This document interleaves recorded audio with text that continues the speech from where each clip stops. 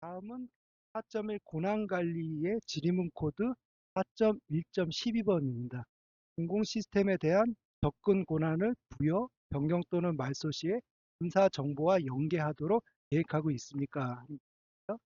주요 점검 사항으로는 접근 권한에 대한 부여, 변경, 말소할 때는 인사 정보와 연계해야 된다는 부분 하나. 그다음에 두 번째로는 인사 정보에 등록하지 않은 자에게 계정을 발급해서는 안 되는데, 다만 긴급 사항 등 불가피한 사항이 있을 때는 그러하지 않아야 한다라고 하는 부분.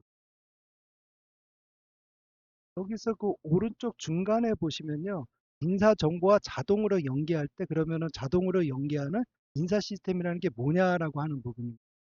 그 오른쪽 중간에 나와 있는 것처럼 인사 혁신처의 전자 인사관리 시스템 부분이고요. 두 번째는 표준 지방 인사정보 시스템, 세 번째는 정부 디렉토리 시스템과 연계를 돼야 된다라고 보시면 될 것 같아요. 쉽게 봐서 예를 들어서 뭐 인사 명령이 난다라고 하면은 첫 번째로 전자 인사관리 시스템으로 반영이 되고요.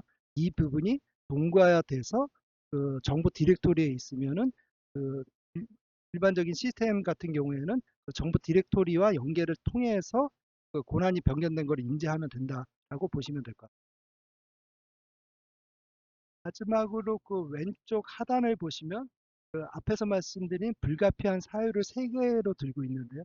첫 번째로는 그 자체적인 인사 정보가 없거나 인사 정보가 있음에도 그 실제로 어떤 물리적인 연결, 그러니까 기술적으로 연결하기가 좀 곤란한 경우.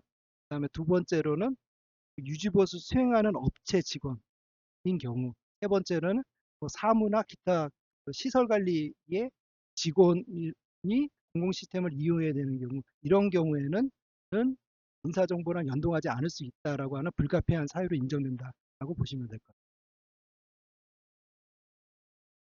특이한 부분으로 오른쪽 하단에 나와 있는 것처럼 부서 이동을 했다든가 휴직이 됐다든가 퇴직이 되면은 당연히 그 지체 없이 자동으로 이제 말소되게 돼야 되는데, 단지 오른쪽 하단에 나와 있는 것처럼 부서 내에 팀 배치 사항 때문에 뭔가 권한이 바뀐다든 업무 역할이 바뀐다라고 하면 실제 인사 시스템에서는 그 부분까지 반영이 되지 않기 때문에, 이런 부분에서는 그 인사 정보에 대한 그 자동 말소가 되는 게 아니라 관리 책임자가 그 권한을 갖다가 현행화시켜서 좀 변경을 해야 되니까 숫작업에 대한 어떤 변경도 일부분 들어갈 수 있다고 보시면 될 것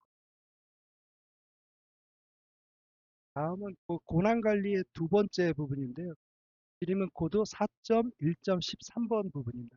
공공 시스템에 대한 접근 권한에 대해서 반기별로 1회 이상 점검하도록 계획하고 있는지에 대한 주요 점검 사항으로서도 동일하게 공공 시스템에 대한 접근 권한에 대해서 반기별 1회 이상 점검을 해야 된다라고 하는 부분.